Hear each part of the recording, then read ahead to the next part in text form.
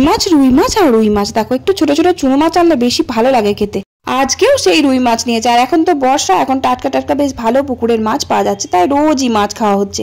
আর একটু শাক চচ্চড়ি না হলে আমার তো ভাত ওঠেই না, তাই আমাদের বাড়িতে অনেকগুলো পুঁইশাক হয়েছিল, পুঁইশাকগুলো তুলে নিয়ে আসলাম, কিন্তু একটু সরু সরু। রোজ রোজ তো পেঁয়াজের পকোড়া খাচ্ছি, আজকে একটু আলু দিয়ে পকোড়া বানালাম। আলুটা মাঝখান দিয়ে গোল করে কেটে নিয়েছি আর একটু মাঝখানে চিড়ে দিয়েছি। বেসনের মধ্যে একটু শুকনো লঙ্কা, কালো জিরে আর একটু পোস্ত দিয়ে বেশ মচমচে করে পকোড়া করে নিলাম আলুর। দারুণ মচমচে হয়েছিল আর খেতে কিন্তু দারুণ টেস্ট হয়েছিল।